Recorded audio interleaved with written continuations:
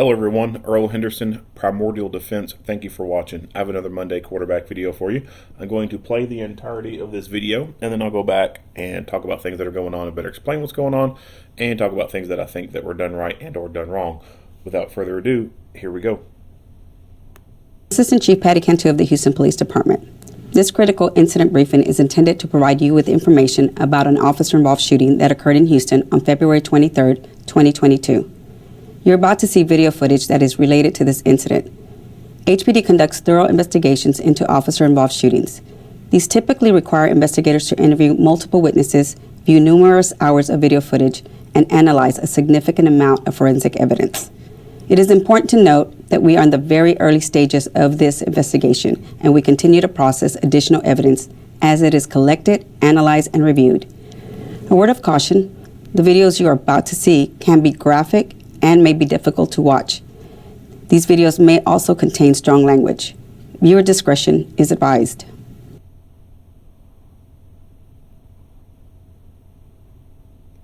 At approximately 3:57 p.m., Houston police officers were dispatched to assist the officer call at 7500 Bel Air, the Plaza Americas Mall. Upon arrival, they met mall security, who stated a black male in a blue trench coat and black bandana had shot an officer in one of the stores. Officers entered the mall and located Mr. Chaz Harrison coming down the escalator. He was wielding an ice pick, which they believed was a knife. The officers gave Mr. Harrison voice commands to drop the knife and let me see your hands. He refused to comply and began charging at the officers. The officers discharged their duty weapons, striking Mr. Harrison. He fell down, got up, and was walking away from the officers. Officers utilized a taser, causing Mr. Harrison to fall to the ground again. Mr. Harrison continued to resist, but officers eventually were able to place him in custody and render aid. Mr. Harrison was transported to the hospital, where he later died from his injuries. Officers located San Jacinto County Precinct 1 Deputy Constable Neil Adams with multiple gunshot wounds. He also succumbed to his injuries.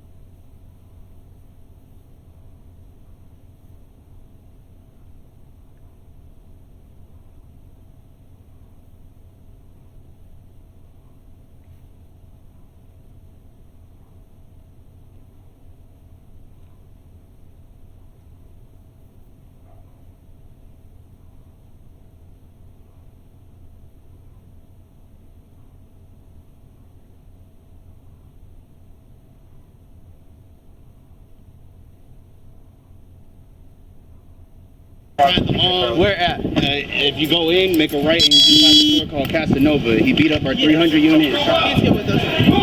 Hey, step out! Get out! Get out! Get out! Hey, they're saying he's at the mall. He's still in the store. What name is the store? Casanova. He's at Casanova right now. No, yeah, get him out. Get him out.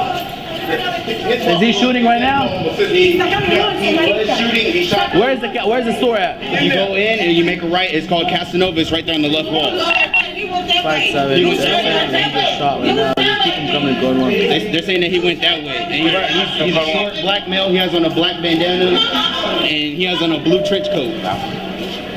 There's gonna be a short black male with the blue bandana on the head. Black, blue trench coat. Black bandana, blue trench coat. Where is he running right now? They said that he ran that way. He has on white pants and some red, like Stacy had. Okay, I just need somebody to come with me, so I can't just go in by myself. Where you at?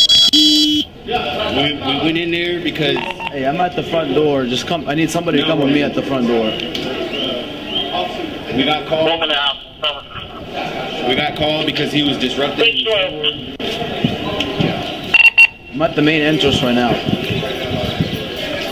We got called because he was disrupting in the store. So when we went over there... Whose gun did he have? The officers. Which officer? Our 300 unit. The security officer. No, our off-duty officer. Huh? Where's he at, the sheriff? He's most likely dead. He fired over 8 shots at the officer. At the officer? Yes. Where at? In Casanova. I just said this 6 times. Where's Casanova? Where's Casanova? Where's Casanova at? Straight to the right. Hey, they're saying the officer just shot, so I'm gonna go check on him right now. Where's Casanova? To the right on left hand side. Where's Casanova? Where's Casanova? I'm just gonna go check on the officer.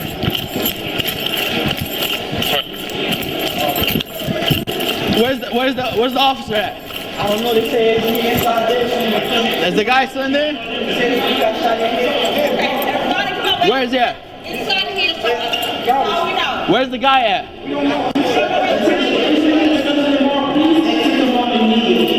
Everybody out. Where did you see the guy exit or no? Hey, whoever is coming here, come to Casanova. Casanova.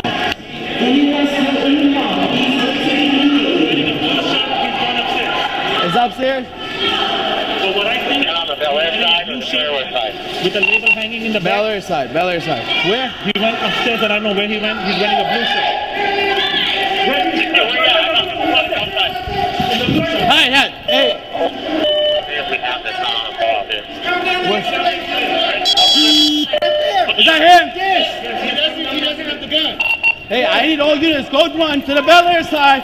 I have the suspect right in front of me. Get on the ground. Let me see your head.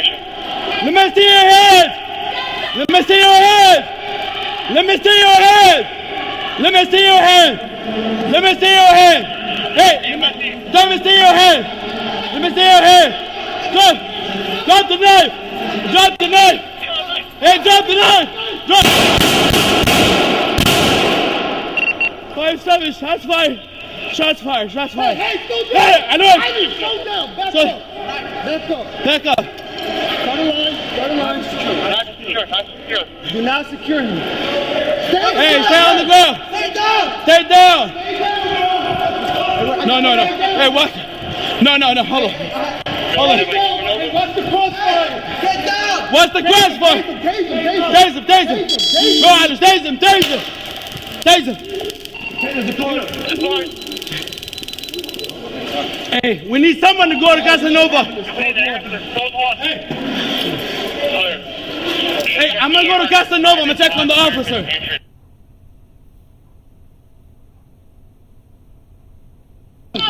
Out. Everybody out.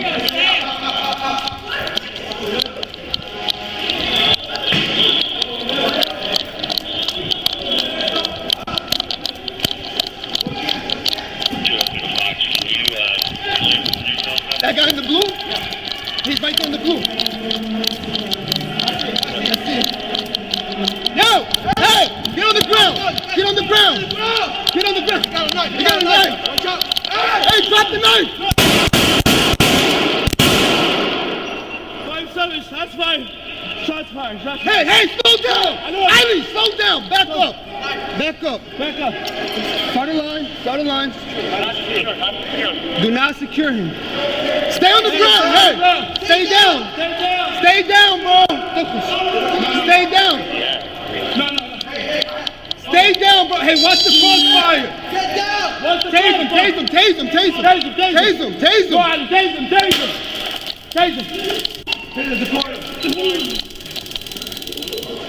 Hey, we need someone to go. Yeah, I know about Hey, I'm gonna go to Casanova and check on the officer. Go hands with him. Hey, I gotta go put my phone in. I got you. Hey, put your hand. Hey, stay back, guys. Stay back. Check the officer.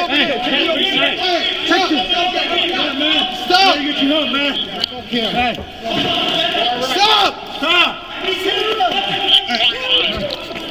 Hey, just put handcuffs on.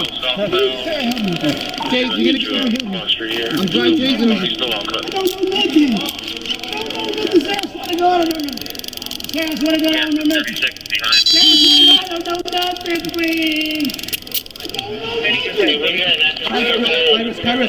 High High risk. Check him. He's supposed to have a gun. High risk. Hey, go get the knife. Go get the knife. We got 3 dogs on it already. Okay, good. Alright, they're still saying he's on Cut Road. Still southbound on Cut Road.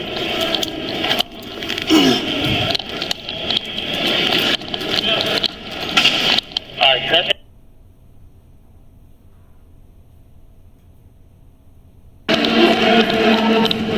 I see him. Hey! Drop the gun! Hey! To the ground! He got a knife! Watch out! Hey!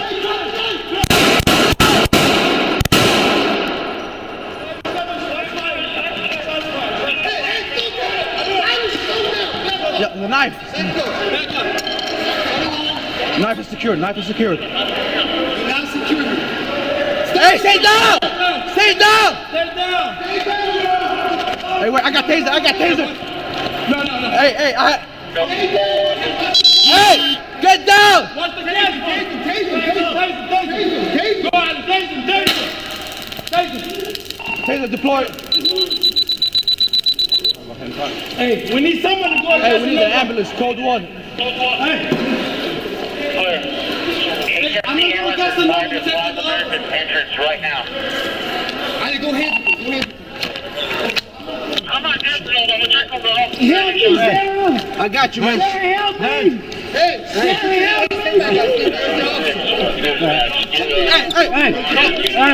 stop, gotta help you out, man. Stop. Gotta get you help, man. Hey. Stop. Hey, just put handcuffs on. Okay, you gonna help me? I'm trying to help me. I don't know nothing. Sir, I swear to God, I don't know. Sir, I swear to God, I don't know nothing. Sir, I swear to God, I don't know nothing, please. I don't know nothing. High risk. Check him. He's supposed to have a gun. Sir, please help. High risk. Hey, go get the knife. Wear the gloves. Wear gloves. Please go ahead. All right. Hey, check him. Please, sir, please. Suspect, he has a gunshot in his hand and probably in his abdomen. Stay down, man. Stay down. Stay down, man. Stay down. I can't do it. Hey, Tom. let's see if he's got any wounds. He's got one right there. Yeah. No. Let me just let's see. He's got one right there. Please help me out. All right, hey, stop moving, man. Stop moving. I'm trying to help you out. Stop, man. Relax, man. Relax. Just relax, bro. 9101, you guys have an active shooter. Okay. Hey, do we have anybody else in the mall? Where's ATC? They were just fucking right there. They went to the officer. All right. 9275, hold on.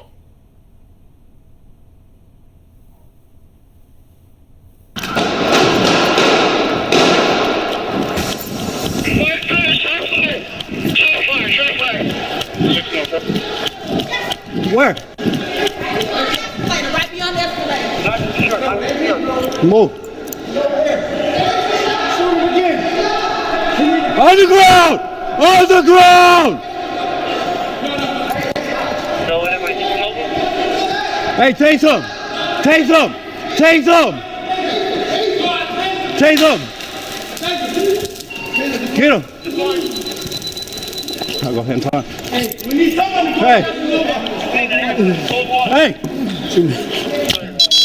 Hey, I'm gonna go to Casanova. I'm gonna check on the officer. All right. Right now. I need to go handle him. I'm not desperate. I'm gonna check on the officer. Hey! I got you. Hands! Hands! Hey! Hey! Hey! Stop! Stop! Gotta help you out! Stop, man. Stop! Trying to get you help, man. Hey! Stop! Stop. Hey, just put handcuffs on. Okay, you're gonna get him. I'm dry tasing him. I don't know nothing. Sir, I swear to God, I don't know. Sir, I swear to God, I don't know nothing. Sir, I swear to God, I don't know nothing, please. I don't know nothing. Hey, where you at? That's High risk. Sir, please help. High risk. Hey, go get the knife. Wear the gloves. Wear gloves. Please, go ahead. All right.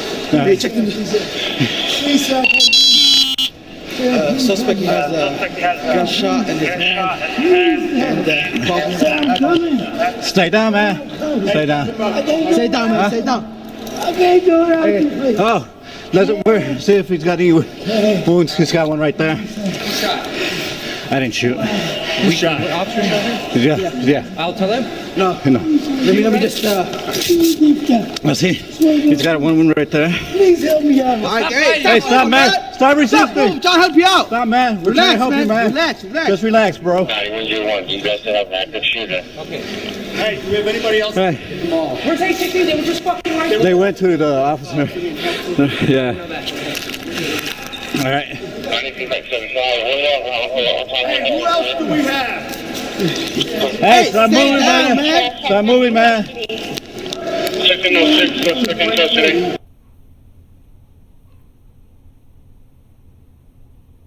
All right. Stop moving, man. 1606, suspect in custody. 300 units.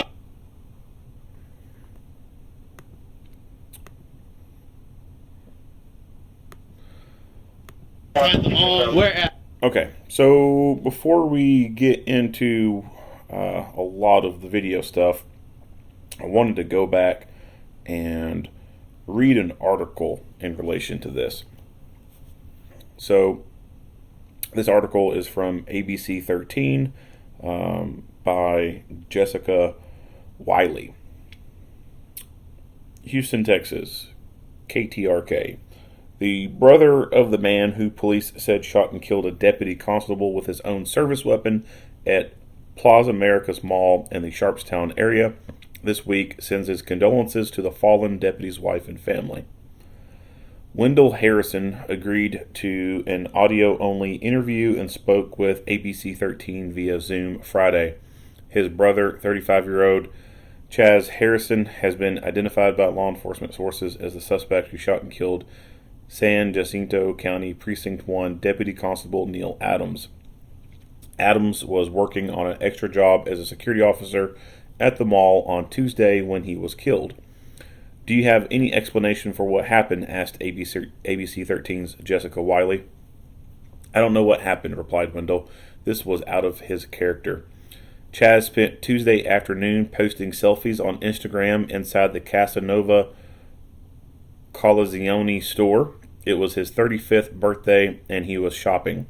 Wendell, his older brother, said he had called Chaz earlier in the day to wish him a happy birthday from Japan. I called him. I was at work. I was in a meeting, so I couldn't FaceTime him, and the last words were, "I love you. I hope to see you soon," he said. Law enforcement sources told ABC 13 that when Chaz went to buy one of the items he tried on, his credit card was declined. Then there was an argument and the store called mall security. That's when Adams arrived, and Chaz, who ran a boxing gym in southwest Houston, sucker punched Adams and took the deputy to the ground, sources said. Houston Police Chief Troy Finner said Chaz then got a hold of Adams' service weapon and shot him multiple times, killing him.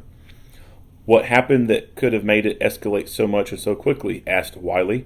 I'm trying to tell you, ma'am, that is not him, and I don't know what happened. I have to see the video, but I know my brother's character, said Wendell. Two responding Houston police officers fatally shot Chaz, as caught on cell phone video. Finner said Chaz lunged at them with a knife, causing officers to have used a taser. It was supposed to be the deputy's last day working the extra job at the mall, according to his wife. She said Adams had told her it was too dangerous. My condolences to her and her family. I've never lost a spouse before, so I don't know what she's going through and how she feels, but my condolences to her, said Wendell. Adams, a 10-year law enforcement officer, will be laid to rest next Thursday. And then it goes on to give his viewing and his funeral date and time. And then the article ends. So this was going to be that deputy constable's last day working security at this mall. His last freaking day, his last shift. These kind of things have happened before. There's been police officers who their last week of work. They're about to retire, and they die. Like they made it that long, and then boom, the last week, the last couple days. And conversely, there's also been some who've died on their very first day. It wasn't not too long ago, maybe within the last couple of years. It was a female officer. I forget where it was. Her first day on the job, literally got killed. So these weird freak things, I mean, they happen. But the fact that, he was working security in the mall and decided that he was going to quit working security because it was too dangerous, that has to tell you something. He's not just a private citizen working security. He was a law enforcement officer. So he had some of the statutory authority and, I guess you could say, privileges that went along with it. He could put the weight of his authority behind what he says and does in the mall, which is one of the biggest reasons why shopping malls love to hire off-duty police, because they can, in a way, do more than just a private citizen who is only a security guard. And for this guy to say that working security in the mall was too damn dangerous, basically more dangerous than working his law enforcement job, that says a lot. And this is, I don't know what the history for this mall is, but I do know that there are multiple malls all across this nation that have a problem with some of their clientele. And there are some malls that just have continuous problems out of people. In my area, I remember it being, this is before I went to the mall, but I remember seeing footage of just young people circling the mall. There's a word for it. Cruising? No. There was some word for it. I forgot what it was. It might be cruising the mall, cruising the strip, or something like that. But all they would do is basically just circle the mall, driving around in circles and sit in the parking lot and talk. I wish it was just that. I wish it was just those kind of problems that some of these malls would have the most problem with. Unfortunately, it's not. A lot of the malls end up being kind of a dumping ground for a lot of youthful people. So instead of their parents looking after them, they get dumped off at the mall, and they're unsupervised, and they're going around, they're causing issues. And not all of those youth are good youth. Some of them are extremely bad youth. And there's some gang problems. Now, our local mall doesn't have those kind of large issues. However, within our state, there was a mall, I want to say, in Lexington that has had some serious issues that has caused police to have to respond to it multiple times and deal with the crowds there. The mall even went so far as to institute some new policy saying that people under a certain age had to be accompanied by an adult, and did something else. I can't remember what it was. And that's all across the nation. Not every mall, but there are some malls, usually in larger cities, that they're dealing with these issues. And why are they having these issues? Because of the security that they have, or rather the lack thereof. So, case in point, this person right here that you're looking at on the screen, the guy with the navy blue jacket and the yellow polo. So a lot of shopping malls, and not just shopping malls, but a lot of places across this country go with the cheapest security option they can get. And within the security industry, the standard is armed and unarmed security. Those are your kind of two options that you get. And the only reason unarmed security exists is to be able to give a client a choice to still go with a company. And it's a little bit cheaper. So you have an unarmed guard that costs, let's just say $10 an hour. This is how much it costs. Well, an armed guard could be $20 an hour. Now, obviously, those aren't very accurate figures, but kind of give you an idea. So there's a difference between unarmed and armed, and most places go with the unarmed option because it's a lot cheaper for them to afford that. They don't have to pay a whole lot of money.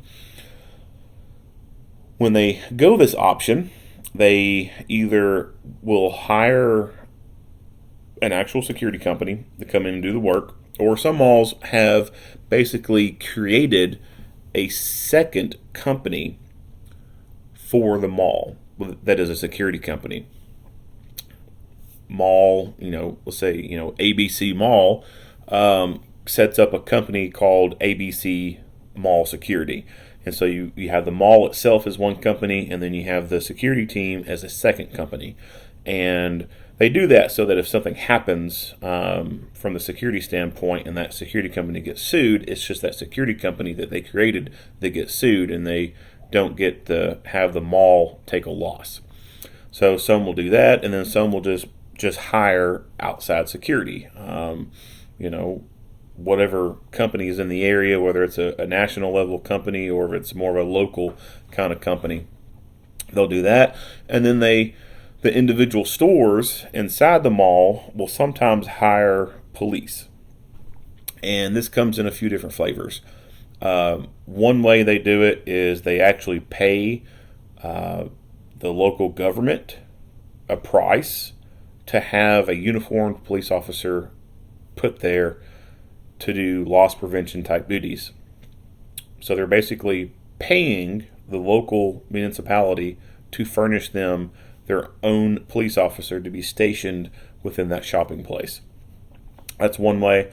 And the only reason why they're doing that is because those municipalities have made it that way.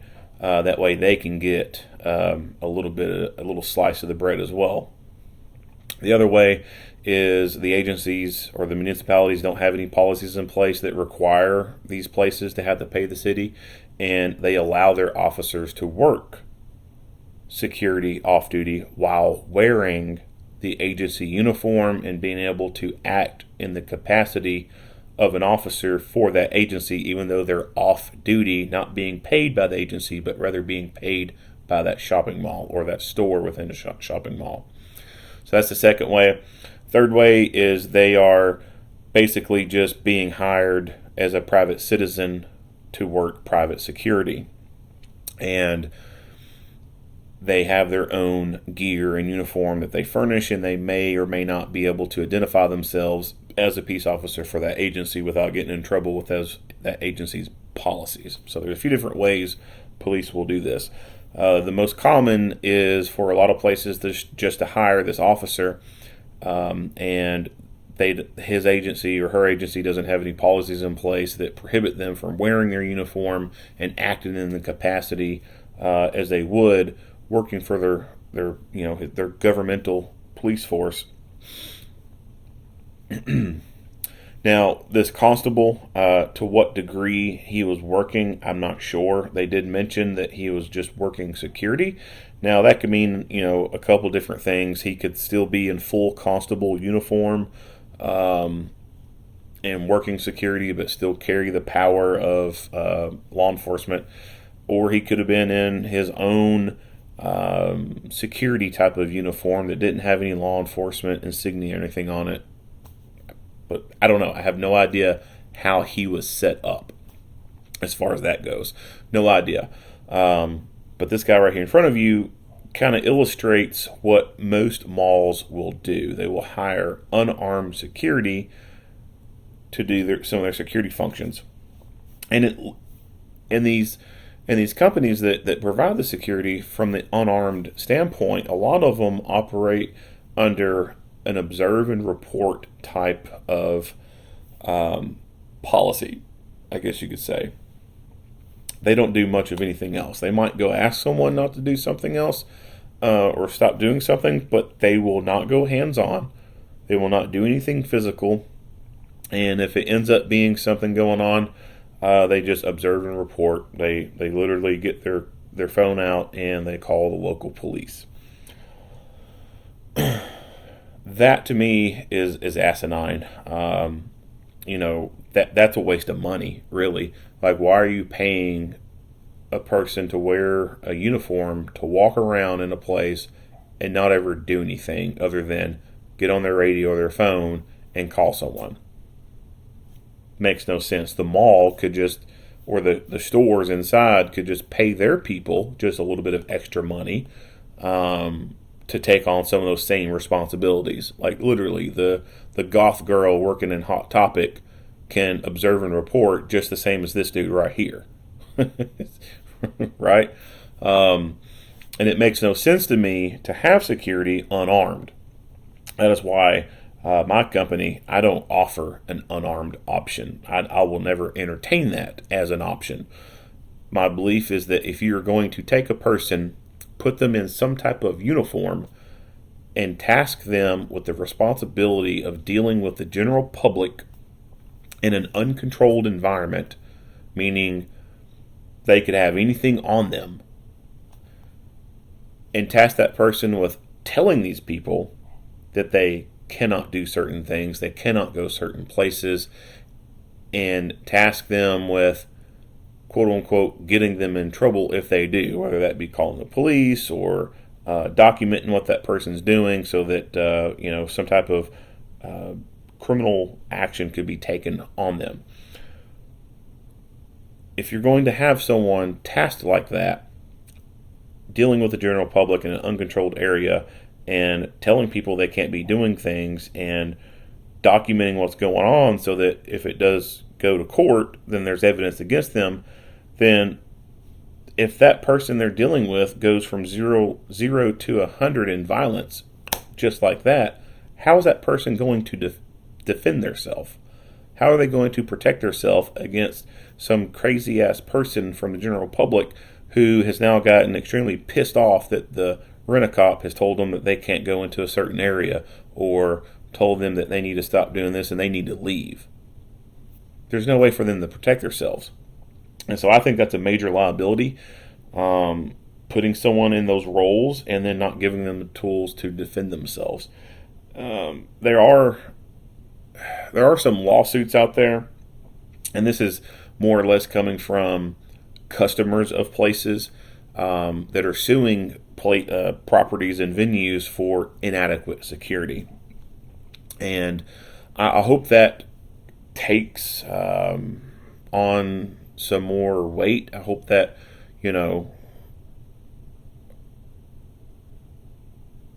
snowballs, so to speak, right? Like, I hope that grows with more intensity, and I hope that the unarmed security kind of gets sued away, so to speak. I hope it gets litigated into non-existence from the standpoint that it's inadequate security, and it is. It is inadequate security. The only unarmed security that should ever be entertained is people who are working in cybersecurity, and they're working in some office, and they're not even dealing with the general public in person, in physical form. They're just typing on a computer. That, to me, is the only way that you could ever have unarmed security, or in a controlled environment that is still supplemented by armed personnel, like an airport. You can have unarmed people working in an airport, but you still have to have some armed people in there. That way, when armed people try to bombard the place, they're not going to be able to get in. There's very, very few places that that could get away with unarmed security and still not be augmented by actual armed security on site. And one of those, like I said, would be cybersecurity. Someone in an office type of area, or even working from home, and that's all they do is they play on the internet, and they never come into physical contact with anyone who would want to cause them any kind of harm. They may be pissing people off who want to cause them harm, but they can't physically get to them. And so that then makes it safe for them to be unarmed. If it's going to be dealing with people in person, they've got to have the tools to defend themselves. And not just themselves, but other people. So part of security is, safety and security, protecting the property and the people there. How is this guy here protecting anyone? He's not. It's physically impossible for him to go in there and protect the rest of these customers from a crazy person with a gun, because he himself does not have a gun. He can't do anything but talk on his radio. So, not this guy in particular. I mean, you could put any person in this uniform. I'm not talking about this guy in particular. I'm just talking about the function of an unarmed security guard. But this function, this role right here, is useless. Is doing nothing. Now, the guy himself, he does a pretty good job of giving a good situational report to the responding officer, tells him in clear, concise instructions about what's going on, and, you know, yada, yada, yada. There's no quick raised alarm voice or raised alarm within his voice. He's not talking all hurriedly and frantically or anything like that. This guy is probably about as cool as the other side of a pillow when he's delivering a situational report to this officer. So I don't think there's anything wrong with the guy in the uniform. It's just the uniform itself and how it's being utilized is my issue. Again, like I said, if they're unarmed, then they're freaking useless. They can't help anybody. They can't protect anybody, and they can't protect themselves. If you go in, make a right, and you have a store called Casanova. See another person who appears to be security, and they too do not have anything on their belt. Hey! See a golf cart. So golf carts are kind of a staple within security. You'll see a lot of places that have security guards, and they have a golf cart. That is the I don't know if you call it the official patrol car for security, but it's almost like the unofficial security car is a golf cart. And they actually got a pretty nice golf cart too. A lot of times they have the old basic model golf cart that is cheap. This one, I can tell you, is not a cheap model. I've looked at pricing on some of these things. Something like this can go pretty high in price. Your standard basic, golf cart would not cost as much as this thing. It would be way cheaper. So at least they went and got something nice for them. Step out! Get out! Get out! Get out! Hey, they're saying he's at the mall. He's still in the store. Now there's two other guys up here who also appear to be security. You can tell by their khaki pants, their black tops, and then arm patches on the arm, and then one looks like he's got like a badge or something hanging in the middle. What name is the store? Casanova. He's at Casanova right now. Now this guy right here, it's hard to tell what is right here. This could be a radio that he has on his belt right there, or it could be a gun holster. I'm not 100% sure. Or it could be a taser holster for all I know. But whatever it is, I cannot tell for sure what it is. I've hit replay on it. Excuse me. I've hit replay on it multiple times. I just cannot tell with 100% certainty what it is. It almost appears to be a gun. But again, like I said, I cannot say with any 100% certainty what it is or what it is not. If it is a gun, then this guy is 100% in the wrong hanging out outside. His ass needs to be inside doing work. Hey, get him out. Get him out. Is he shooting right now? He was shooting. He shot. Where's the store at? If you go in and you make a right, it's called Casanova. It's right there on the left wall. 5'7". He was shot right now. Just keep him coming, going on. They're saying that he went that way. And he's a short black male. He has on a black bandana, and he has on a blue trench coat. There's gonna be a short black male with a blue bandana on the head. Black, blue trench.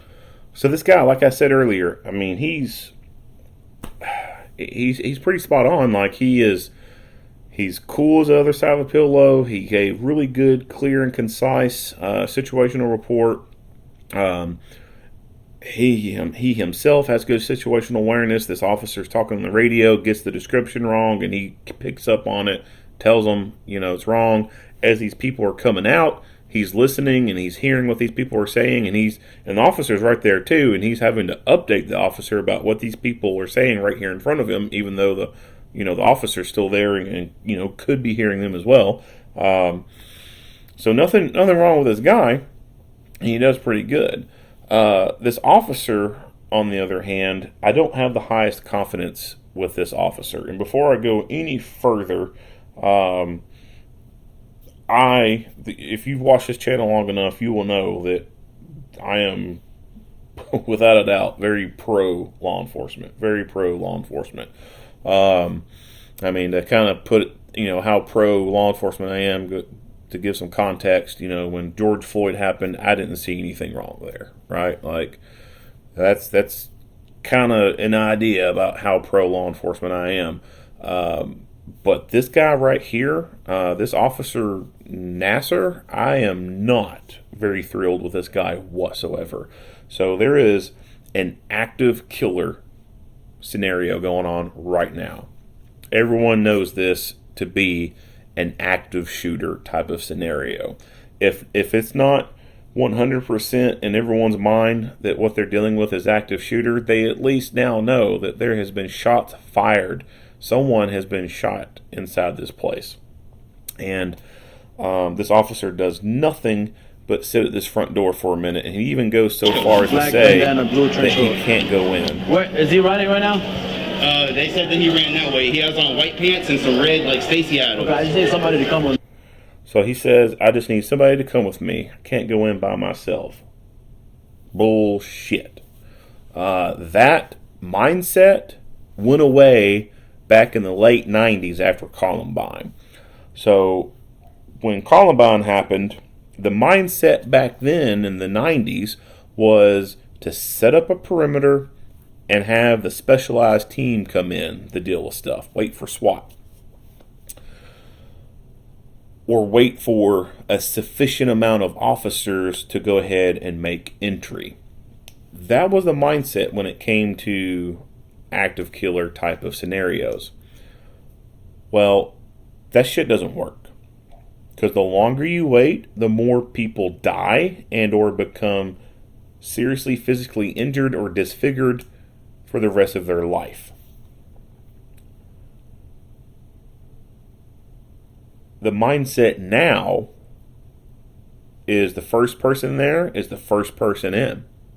You go straight to the threat and stop the threat. The longer you wait, the more people who are going to die and or become disfigured or seriously physically injured and be handicapped potentially for the rest of their life. This officer says that he can't go in by himself. He has to wait. But then, when he learns that it's a fellow law enforcement officer, his mindset changes. And then he decides he's going to go in. You know what? I get it. I totally get, Team Blue, the team thing, right? Like, I'm 100% about team, right? I get that. I understand why he changed his mindset and said, oh, this is a fellow brother in there. I got to go in there. I get that. However, there are children inside this fucking mall. As he runs in there, and when you see some of the other camera footage, there are children in this mall. This is a shopping mall. It is a public venue. There's kids in there. His mindset should have been go in and protect the children. But instead, he wanted to stay outside. I have a huge problem with this. I consider this, one, job abandonment. He did not do his job. The public has an expectation for their servants to do certain things. And the expectation for these people is for him to go in there and fucking do work. He did not do that right away, at least. So this right here is job abandonment, in my opinion. This is also malfeasance and dereliction of duty. This is a clear indication that he's unfit to be in this job.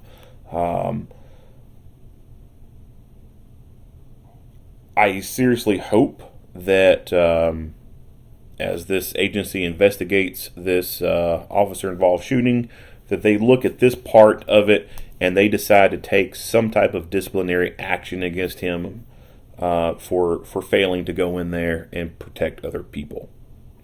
Again, like I said, I am very, very, very pro law enforcement, but I'm going to call it like I see it, and this right here is wrong. He should have immediately, after getting a good, clear, concise situational report from this security officer, immediately made entry and go inside and do work. There are children inside this mall. That, in and of itself, should be the only fucking motivation you need to go in. Like I could understand maybe a little bit of saying, hey, it's nothing but all adults in there. You know, they had the choice to do this and do that, right? Whatever. But there's kids in a mall. Little kids. There's no questioning it. You go in. This is no different to me than that deputy down there in Florida at that high school, where the little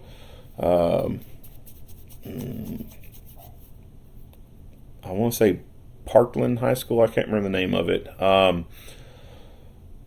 But the creepy kid with the AR went through and killed people, and there's video footage of that deputy just, you know, sitting there doing nothing, not even trying to go towards the sound of gunfire, just sitting there. That right there, job abandonment, dereliction, malfeasance, like, should not be in this profession whatsoever. So I see no difference between this and that scenario. So this is the biggest negative thing I have to say about this entire video. Now, before he goes in, what does he have? He has a pistol. Now, I don't know if his vehicle had a rifle or a shotgun in it or not. It being Houston police, you know, they're a larger agency. They got a pretty decent sized budget, I would imagine. And it's Texas.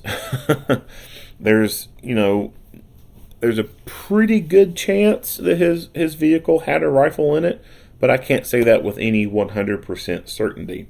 If his vehicle did have a rifle in it, and he chose to get out and go in with just a pistol, then he's even more wrong, on top of whatever's, you know, this right here. And he responded to this call knowing that there was gunplay. Now, if he didn't have a rifle in the car or whatever, then, you know, obviously, you know, can't say he was wrong in not getting a rifle out if he didn't have a rifle. Who's wrong in that context? The administration of that agency is wrong. All patrol vehicles need to have a long gun in them. Either need to have a shotgun or a rifle. Preferably a rifle.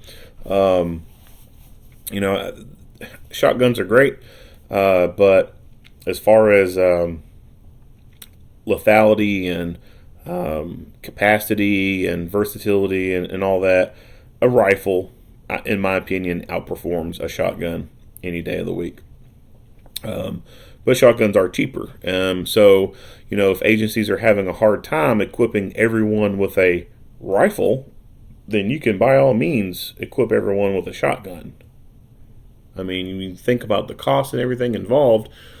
For one good patrol rifle, you could probably get at least, I mean, depending on manufacturer and all that, you could probably get at least 4 shotguns per, you know, to a rifle. So there's really no excuse for, no credible excuse for agencies not to equip their patrol vehicles with some type of long gun. It's just a failure of the administration at that point. So, like I said, if this car don't have a rifle in it, then the administrators of Houston police need to get their stuff together and fix those problems. But if he had a rifle in the car, then he's wrong for not getting it out. so I can't just go in by myself. We went in there because Hey, I'm at the front door. Just come. I need somebody to come with me at the front door. he was disrupting. Which one? He was 300 shots at.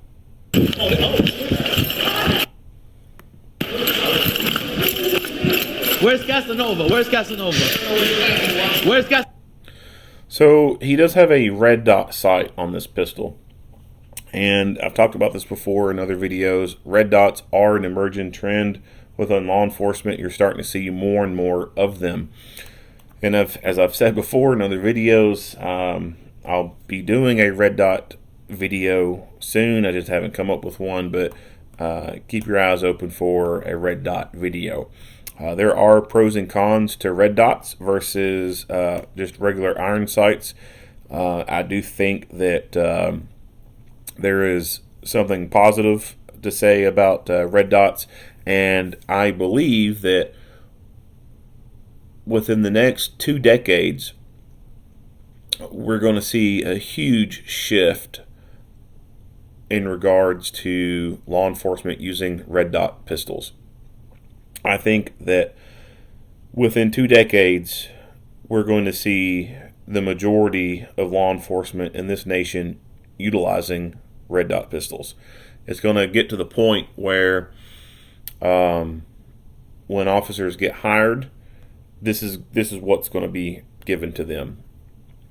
They may have the option of just going iron sight only, but right out the gate, when people get hired, this is going to be what's offered to them, and that's what is going to be taught at the academy.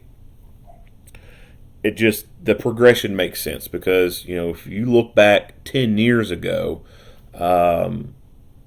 it's just snowballed. It's just getting bigger and bigger and bigger and bigger.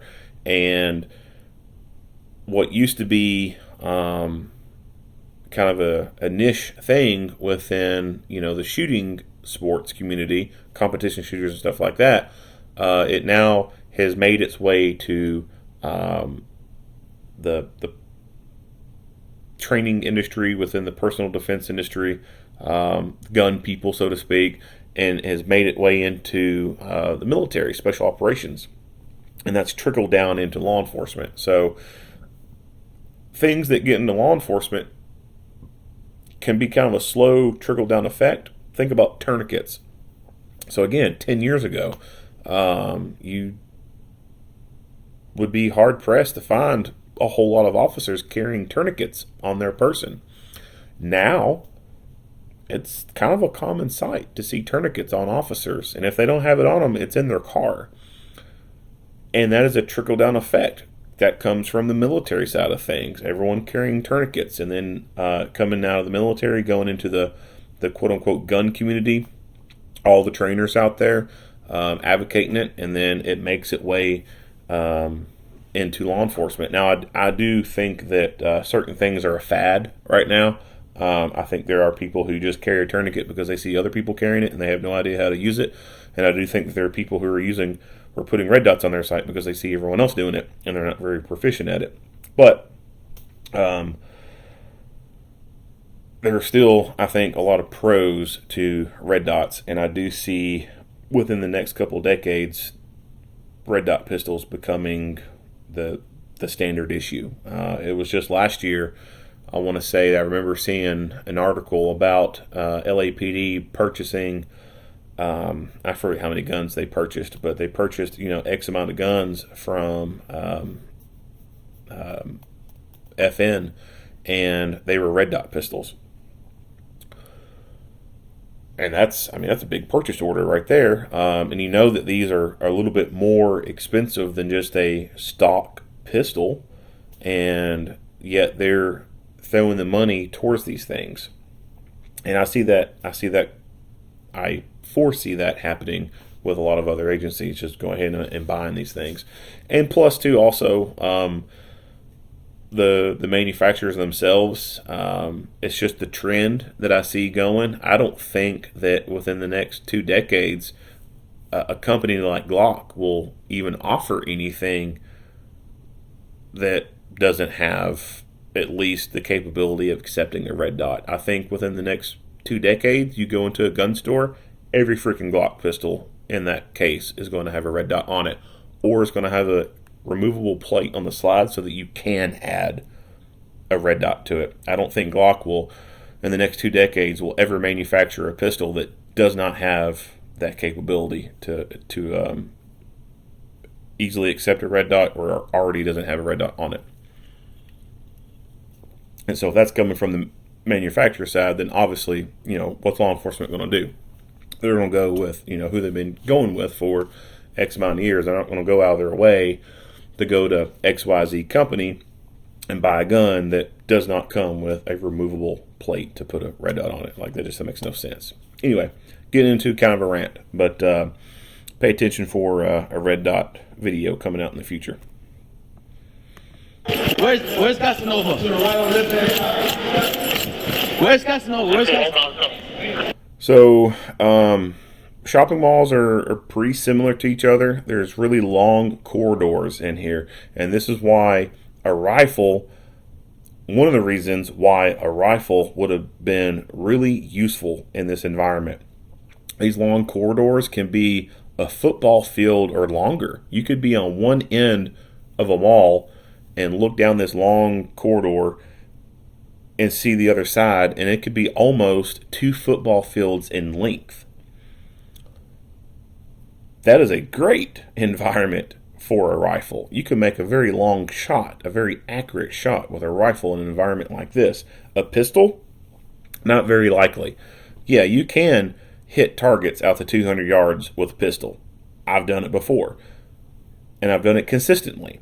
But that was on a flat range under golf course-like conditions, and I didn't have anybody, shooting back at me or the potential of anyone shooting back at me, and I was able to hit steel target 200 yards. Ding, ding, ding, ding.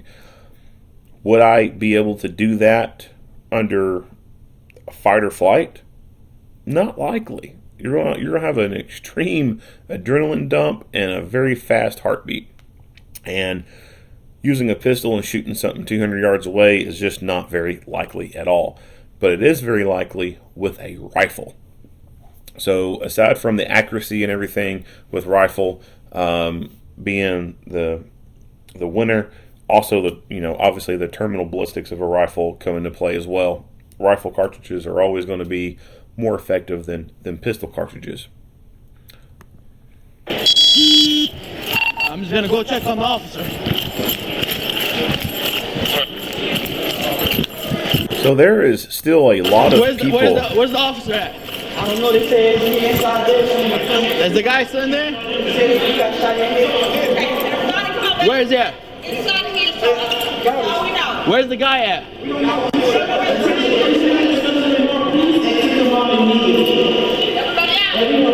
Where did you see the guy exit or no? Hey, whoever is coming here, come to Casanova.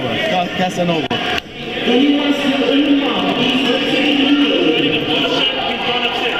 It's upstairs? But what I think, And on the Bel Air side or the Fairwood side? with the label hanging in the Bel back, Air side. Bel Air side. Where? he went upstairs and I don't know where he went. He's wearing a blue shirt. So there's still a surprisingly large amount of people inside this mall after shots have been fired.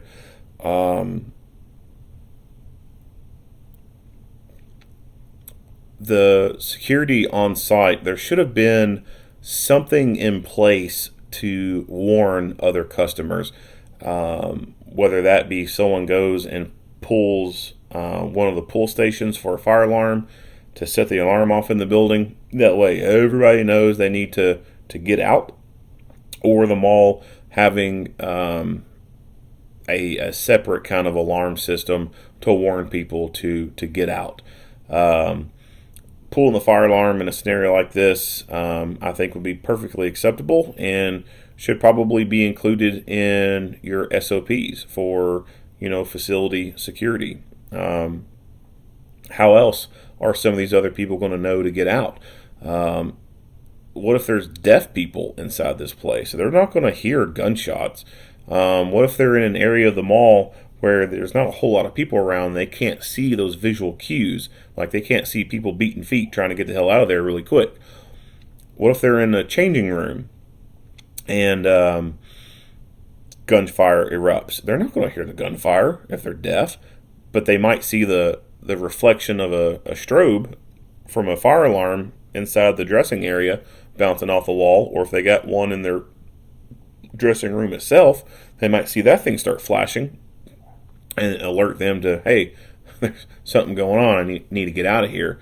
But there's nothing, no alarms or anything like that going on, and there's still a lot of people inside this mall. So that's an issue.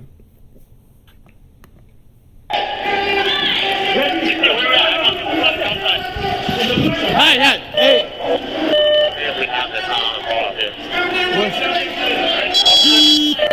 Is that him? He doesn't have the gun. Hey, I need all units. Go run to the Bel Air side. I have the suspect right in front of me. Get on the ground. Let me see your head. Let me see your head. Let me see your head. And this right here, this is it's not the biggest distance in the world, but it's still a pretty good distance. And although he doesn't have a gun, what if he did have a gun? This kind of distance right here, a rifle would have dominated. If this guy had a gun and these two got into a gunfight at this distance, most likely they would have just been throwing lead in each other's direction and maybe never make contact with each other. But if the officer would have had a rifle, higher degree of chance that he would make a good hit on target. Cannot stress enough that rifles, they win gunfights. Like, if you know you're going to a gunfight, bring a rifle and bring your friends with rifles. They put fights to a stop real quick. Let me see your head. Let me see your head. Let me see your head.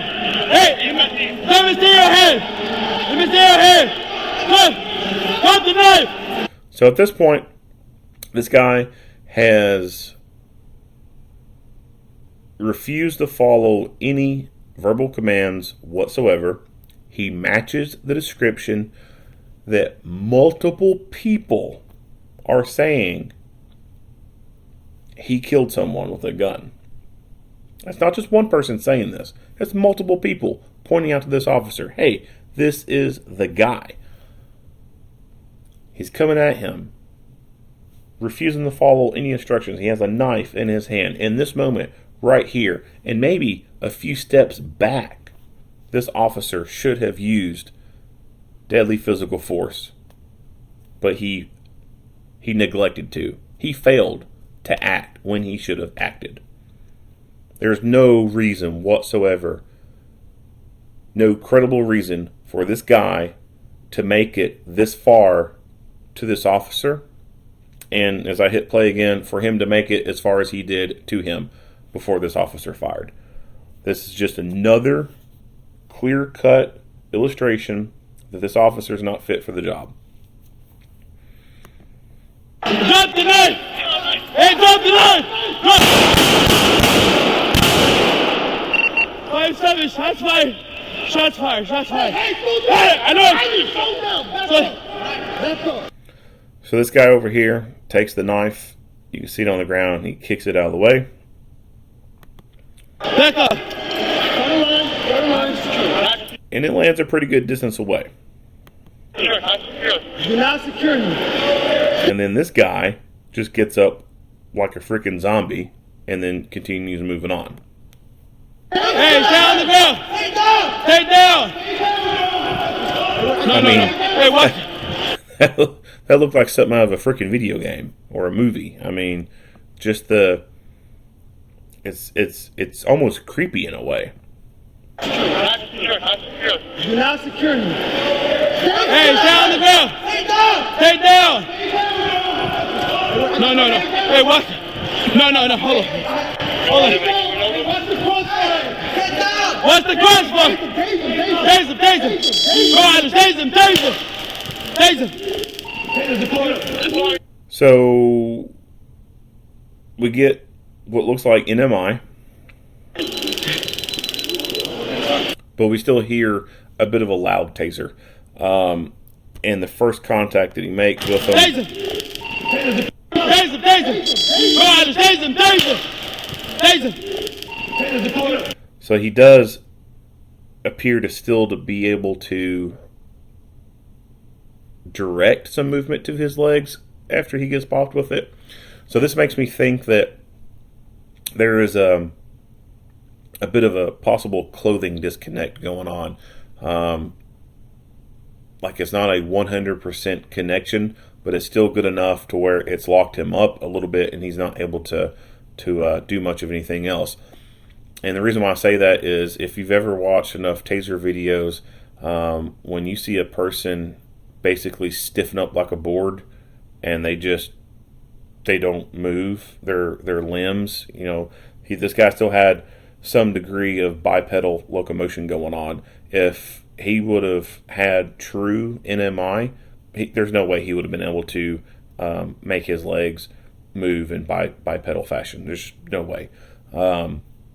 It instantly would have locked him up and he just would have basically fallen forward like a broom, you know, just falling over. He just would have smacked the ground. So the taser, it did have a bit of the desired effect, but I don't think that it truly had 100% neuromuscular incapacitating connectivity. When the probes hit a target, clothing can cause the probes not to be able to fully connect with the skin. And that's what you call the clothing disconnect. So I think that's probably what has happened here. I don't think the probes are too close together, which that is another issue that can cause a failure with the taser. But I think it's something to do with his clothing here. I think that maybe one probe has gone into the clothing, hasn't really maybe fully gone into the skin, and is kind of dangling there. And as he's moving forward, the shirt's swaying, you know, a little bit back and forth or moving around, and that's causing the probe to touch and then complete the circuit. Whatever's going on, like I said, I don't believe that there is 100% connectivity, and you could hear a pretty loud cycle within the taser itself. Anytime you hear a loud cycle within the taser, that tells you there's a connection issue. The quieter the taser, the better. So instead of hearing the ta-ta-ta-ta-ta-ta-ta-ta, instead you should kind of hear the same tempo and everything, but be quieter. So instead of ta-ta-ta-ta-ta, it should be ta-ta-ta-ta-ta-ta-ta-ta.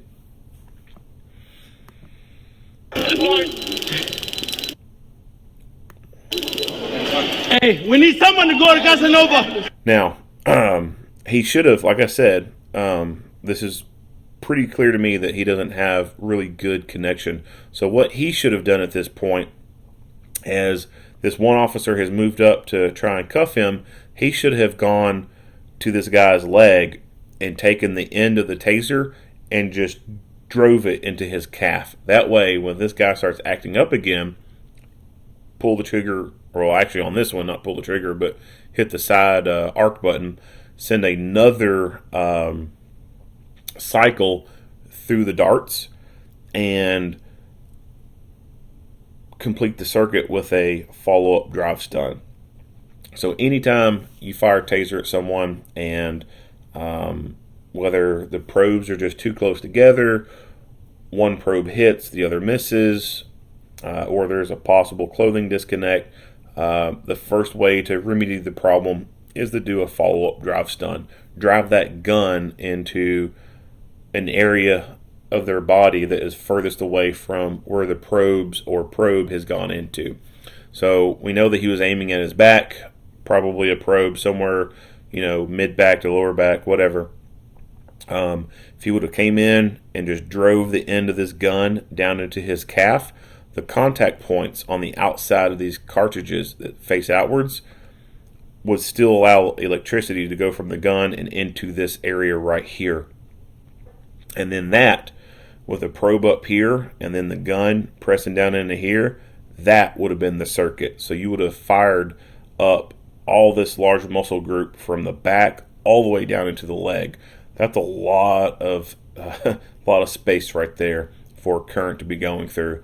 And that for sure would have locked this guy up and never allowed him to resist in the way that he ends up resisting. So this is kind of a failure in proper taser deployment. And that's sadly kind of a normal thing that I see in a lot of videos. So the taser cartridges are super expensive, and I think they're overpriced at this point in the game. So like back in the day when all we had was the M26 and the X26 tasers, we had the little cube shaped cartridges or whatever.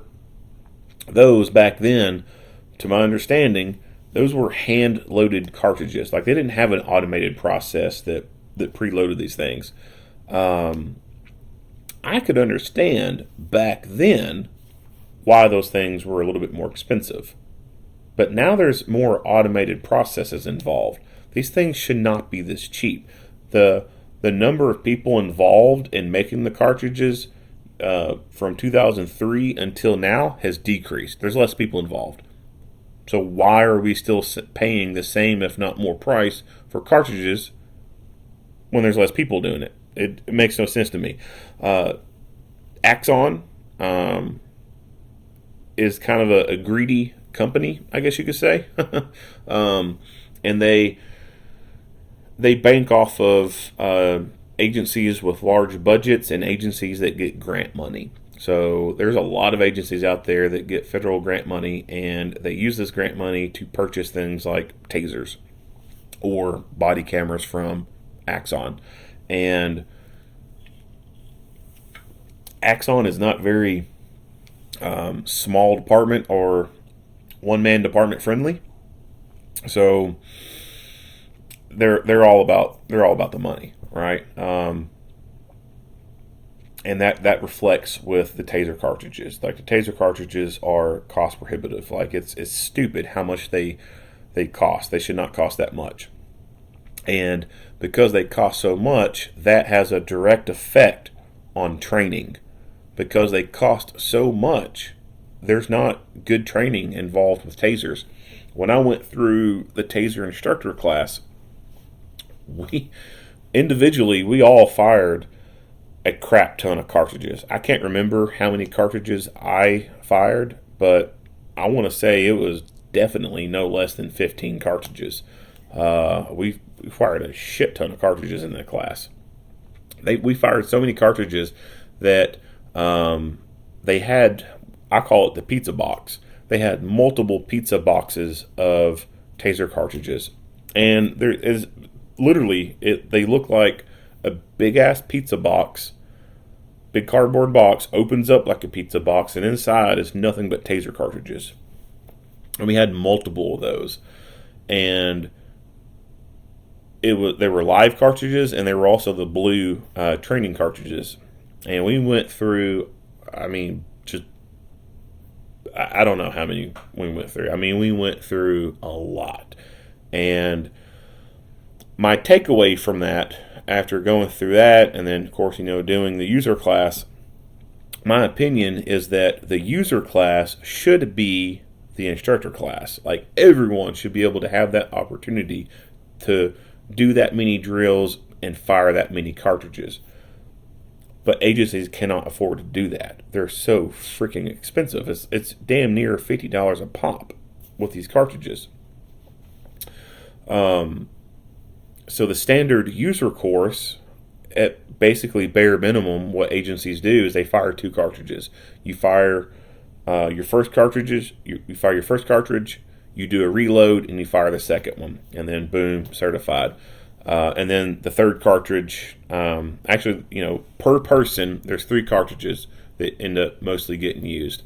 The student will go through a scenario, some little drill, where they fire a cartridge at a target, do a reload, fire a second shot, and then they themselves get exposed to a taser by having a cartridge fired into them. And that's basically where agencies leave it at. A lot of them cannot afford to go above and beyond and let these officers fire 10 cartridges doing these different little drills. They just can't afford it. And it shows. It shows in a lot of videos that that's what's happening all across this nation. The officers are doing the very bare minimum within their taser classes and are only firing the bare minimum. And they don't go through the good scenario stuff. They don't fire, 15 blue cartridges at someone in a sim suit.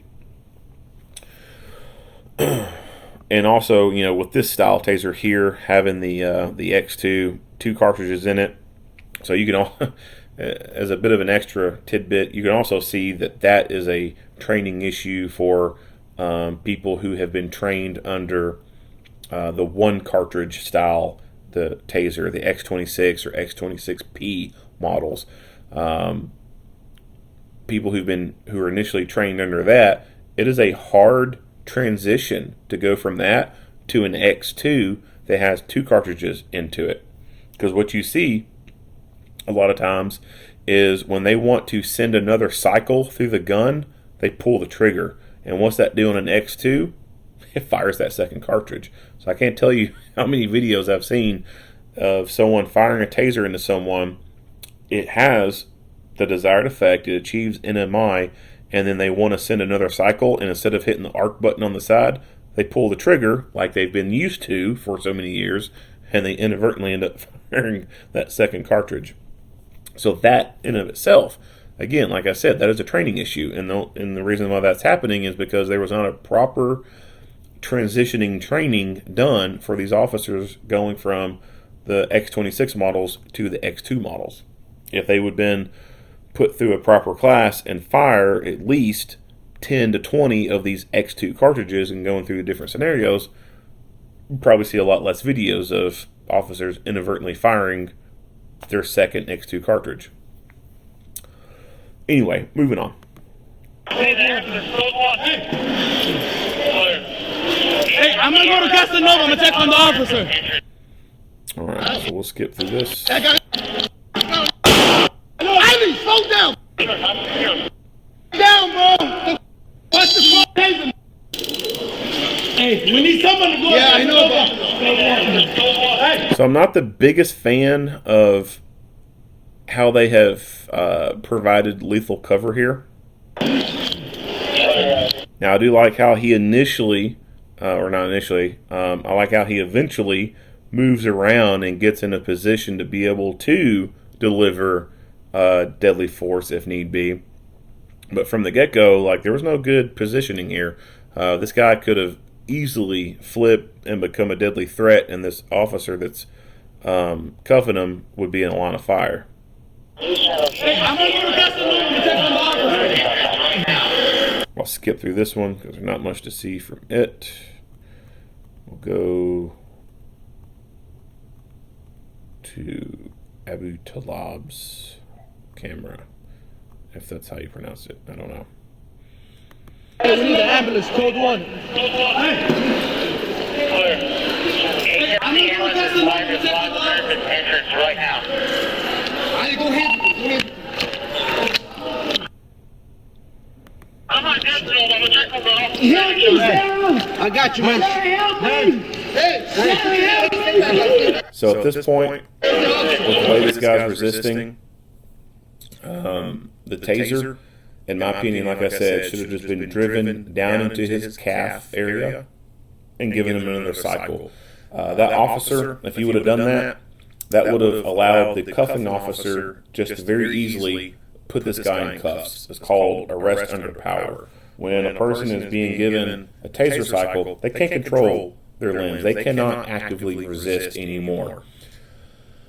And that is a great time to be able to gain control over those limbs and put them in mechanical restraints.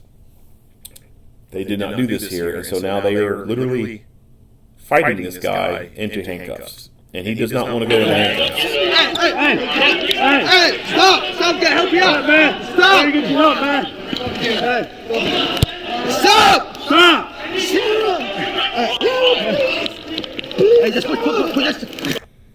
Go into the other video. The other video is a little bit better. No.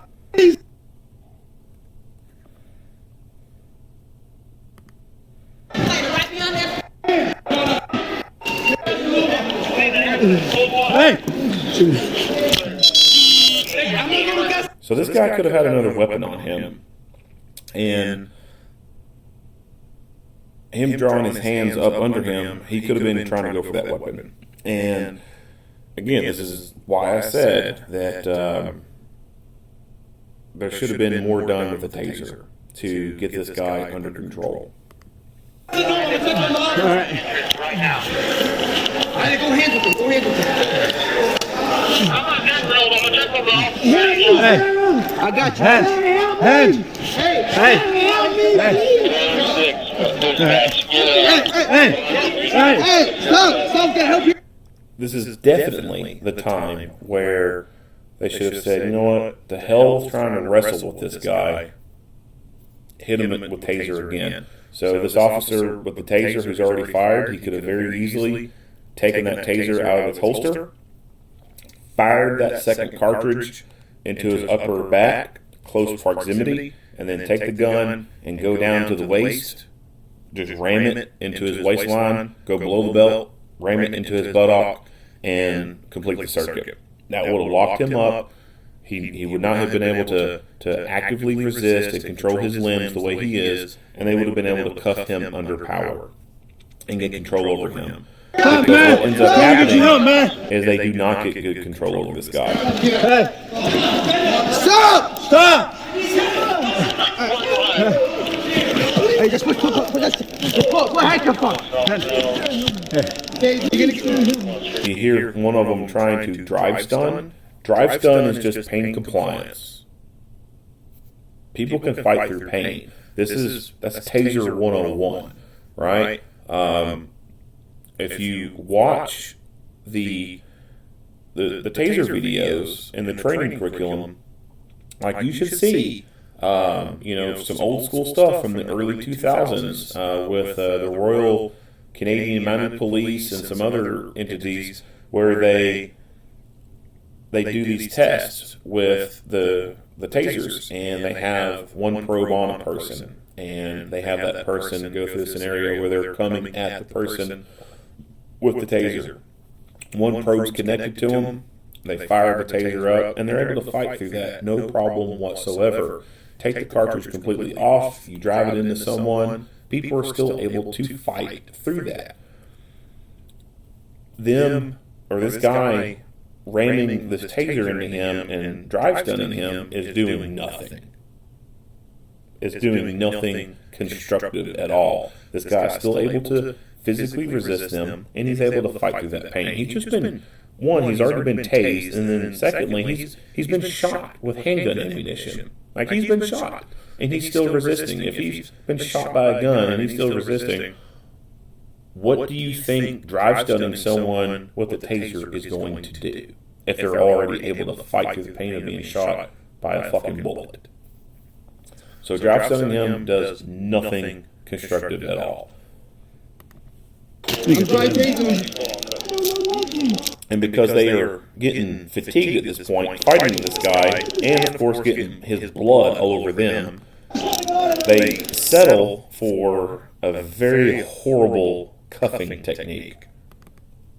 They basically put a cuff on each hand, so his left hand has one cuff on it, one pair of cuffs, and his right hand has one pair of cuffs. And he's about to connect these two pair of cuffs together to where they're now to his front. He's not cuffed in the back.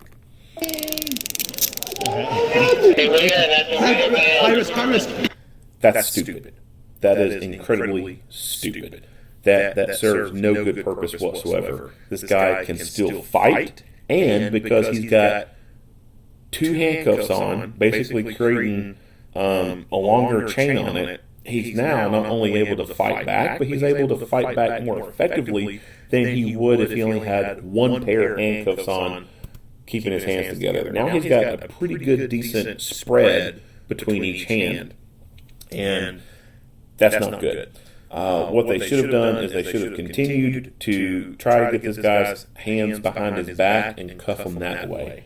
It is a whole lot more difficult for someone to fight you with their hands cuffed behind their back than it is with them having their hands cuffed to the front. This guy can still be a very easy, deadly threat with his hands being cuffed in front of him, and with two pairs of handcuffs having him cuffed.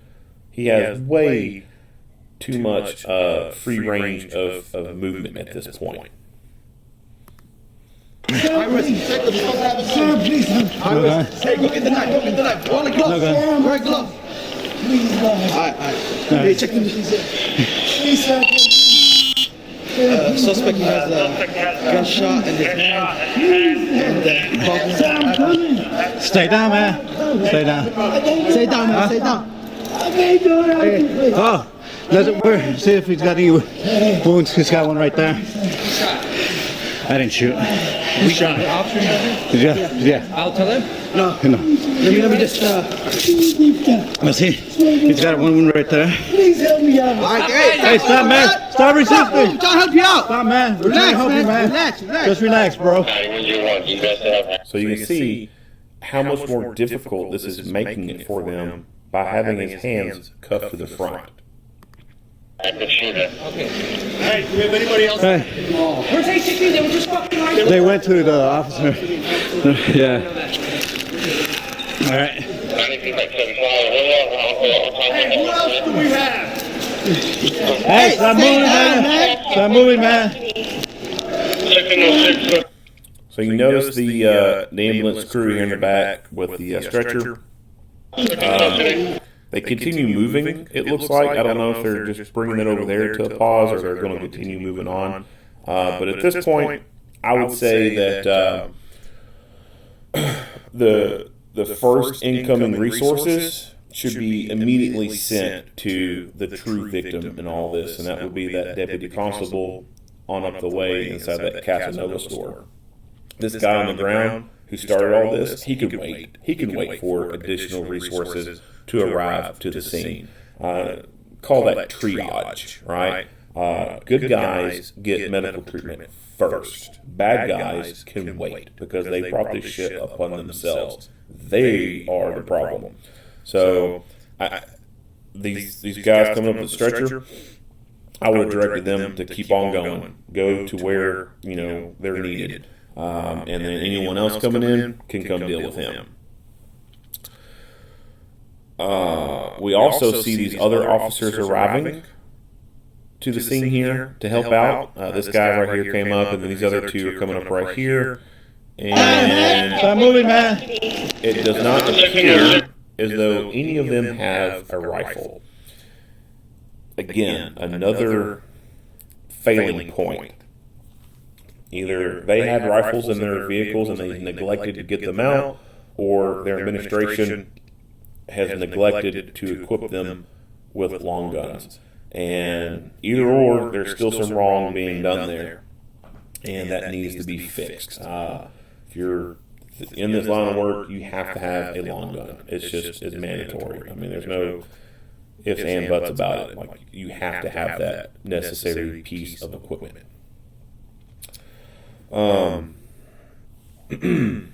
The deputy constable, of course, he did pass away. What kind of injuries he had, I don't specifically know. One of the people in this video mentioned that he had been shot in the head. How accurate that is, I do not know. But just because someone's shot in the head doesn't mean that it's an instantaneous death. There have been people who've been shot in the head before who have survived.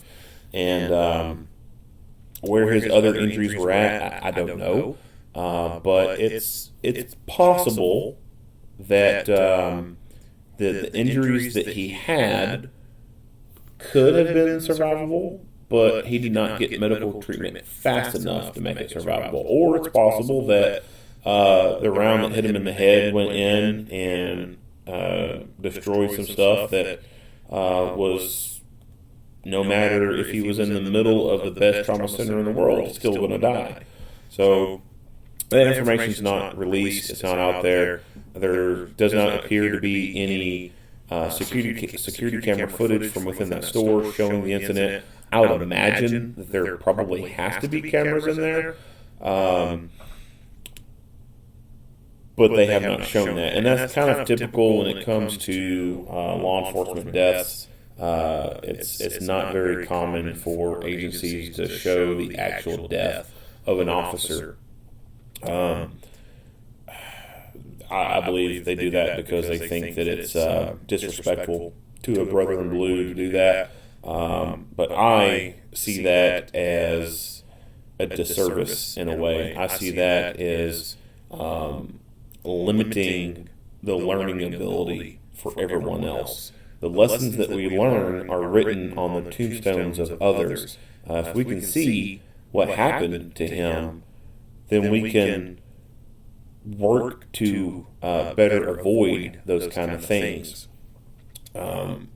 It's the whole reason why people will rubberneck at accident scenes and look at other gory things. It's not to pique some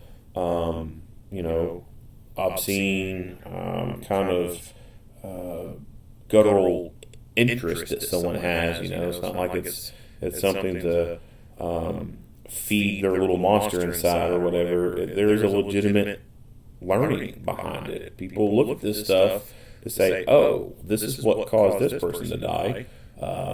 I don't need to do that. I need to do something else. And so I think that by agencies becoming so secretive within these line of duty deaths and trying to hide everything, it doesn't do everyone a whole lot of justice because they're not able to learn from some other person's mistakes.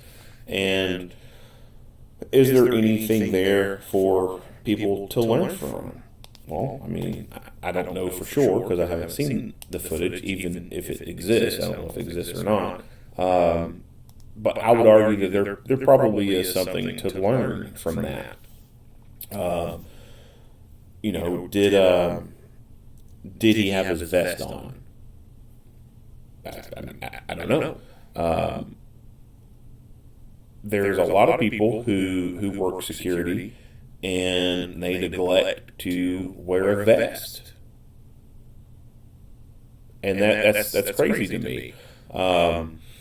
And this is even people who are off-duty officers. These are people who who used to be officers and they just do security stuff on the side now. They have a vest, but they keep it in the car in case they need it. That is asinine. I don't understand that mindset. I don't believe in it whatsoever. But if that was the case, he had a vest, but he neglected to wear it. Well, that's a learning point right there. If you're going to be in uniform carrying a gun and given the task of dealing with the general public and telling people they can't do certain things and observe and report on them and quote unquote get them in trouble, well, you need to be wearing a vest. If you carry a gun as a condition of your employment, then you, of all people, have a higher chance of getting into a gunfight than the common average citizen. And because you have a higher chance of getting in a gunfight, you need to wear a damn vest.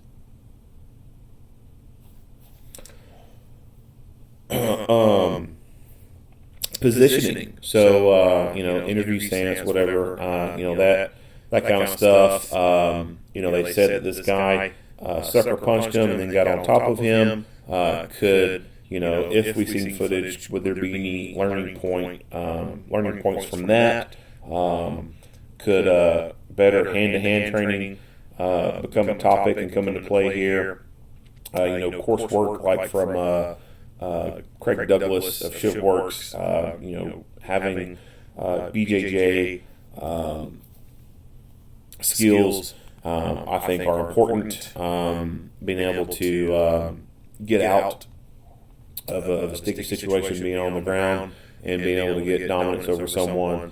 I do think that is important, and there should be some level of training exposure to that to make someone a little bit more effective in case they get taken down on the ground.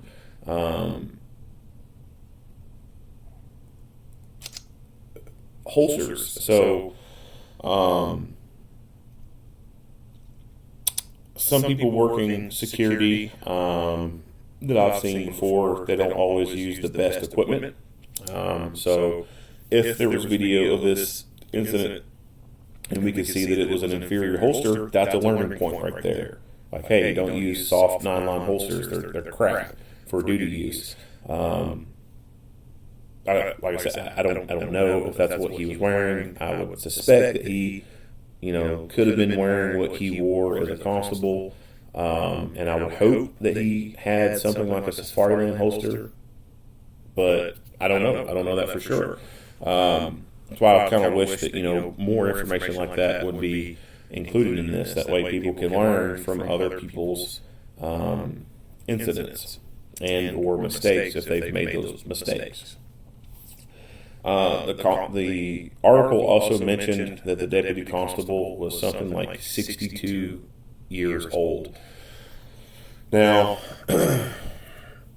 there are some people who are up there in age who are, spot on in great physical condition. I remember going through a class. It was called Full Contact Gunfighting by Aaron Little.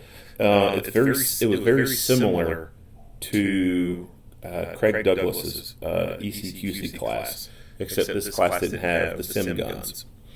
And it was just 2 full days of just ground fighting, pretty much, using inert training guns, just the little plastic guns that don't do anything, and just wrestling with people on the ground, getting holds, getting out of holds, all that. Just 2 days of nothing but that. And there was a guy in that class who was like in his 50s. And shit you not, this dude was like, I can't remember if he was low 50s or high 50s, but he was in his 50s. And this guy, no shit, was in better shape than everybody else in this class. And a lot of people in this class were like in their 30s and 20s. I think there was one guy that was, I don't even think was 21 yet. And this 50-something-year-old dude was just a freaking monster. Like, he was in great physical shape. So, not saying that, at 62, you can't be in great physical shape or anything. And I have no idea what this deputy constable looks like. I have no idea if he was in good shape, bad shape. But, we have to be realistic and say that at some point, you no longer become, quote-unquote, combat effective, right? Like, at some point, you got to hang it up. And, there's a reason why you see so many police agencies out there take the older guys and move them into detective positions or move them to day shift where there's, less stuff going on. It's because as you get older, you become less effective. And, I remember seeing an article not too long ago, something about like this 90, what was it? I can't remember how old the guy was. But, this dude, he looked freaking old. And he had been in law enforcement for like 30 years or more or something like that. Super old guy. And, yeah, it's great that, he still wants to serve his community and help people out, but how effective is a super old person going to be in a fight against a 20-something-year-old person? Not very effective at all. So there comes a point where I think that you just have to hang it up, and that could be difficult for some people to swallow. Especially if it's a career that you've been in since you're 21 and now you're getting to old age and that's all you've known, it's all you've done. You got some more in you, you do more, but it comes a point where you got to hang it up. And that's not just law enforcement; that's security as well. And I've seen a lot of articles here lately about some security being attacked, and they have a bit of a higher age on them. And there was something about a woman being murdered. I forget where it was, but I want to say she was. I can't vividly recall how old she was, but I remember the age and thinking, "Wow, that's pretty old to still be working in security."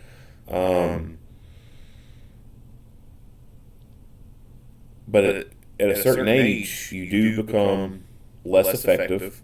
It's not likely that you're going to be winning fights against 20-something-year-olds, and not just from the physicality of it, it's also the image. You know, will a young 20s person feel intimidated by a 60-something-year-old person?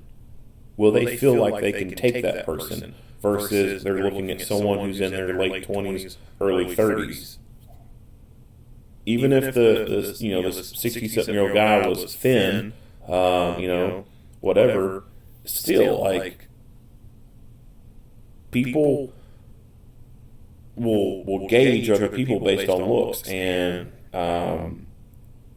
if a person looks old enough and they look like they might be quote-unquote frail enough, a person may feel more inclined that they're able to go up against them toe-to-toe and win versus someone who's a whole lot younger and looks a little bit more agile. So I do think that, I don't know what that magic number is for an age, but I do think that at some point, age becomes a factor in when you just need to hang it up. You need to stop doing it because you're more of a liability than anything. The person, the suspect here, is Chaz. Was it Harrison? Chaz Harrison.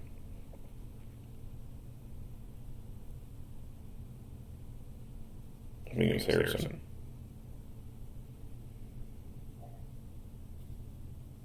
Yeah, Chaz Harrison. So this dude, he ran a boxing place, and looking at his social media, this guy was. There's one photo of him. He's pretty ripped, and he's like 35. He's like 35 years old or something like that.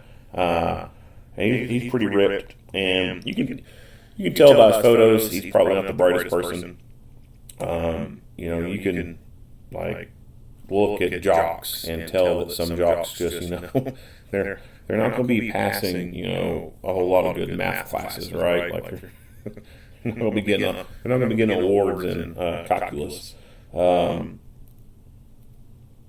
But this dude was pretty built, and he might have been able to, with one good hit, stun this deputy good enough and knock him on the ground, and then continue to hit him some more to where he could very easily overpower that deputy and take control of him and his weapon.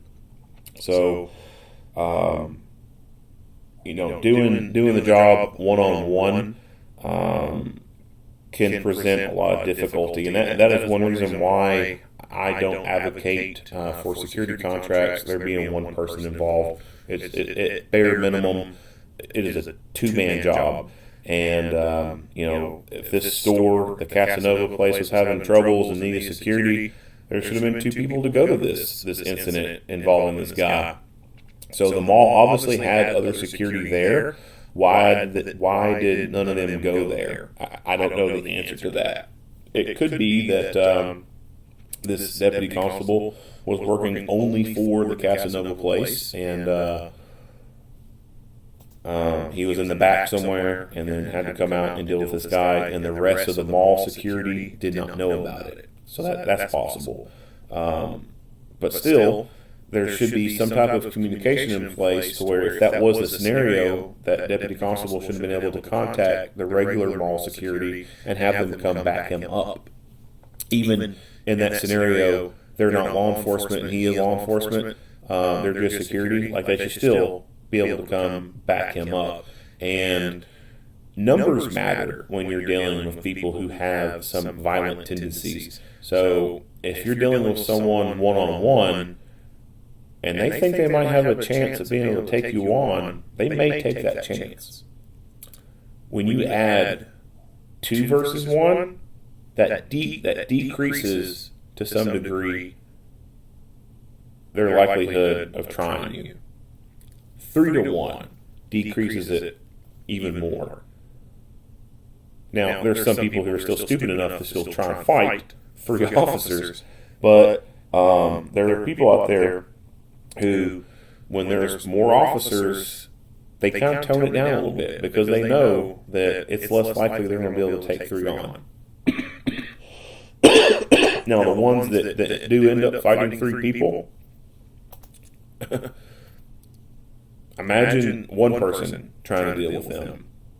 It's not going to end well one-on-one, especially when that person is so crazy enough to think that they could take on 3 officers.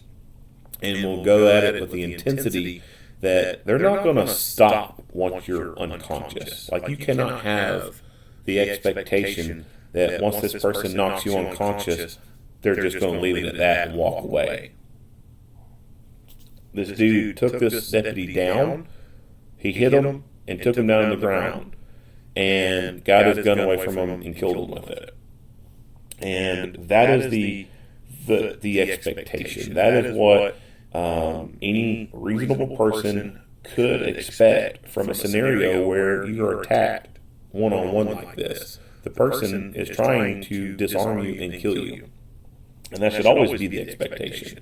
You should never think that all this guy's he's just going to hit me and then go, it's okay, it's just a fair fight. No, nothing's ever fair in this profession. And that is why, like I said, I think that at least one of those other mall security guards should have been contacted to come back him up. That way, this dude did decide to attack. Then, if there was a second security guard there, then they would be able to jump in and help out, and this could have possibly prevented this deputy constable from dying.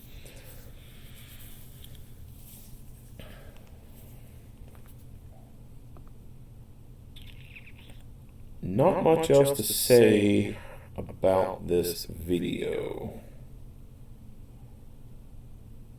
Yep. If you like what you hear and see, go ahead and give me a like and a share. If you have not already, hit that subscribe button and stay tuned for more Monday quarterback videos. Earl Henderson, Primordial Defense, thank you for watching.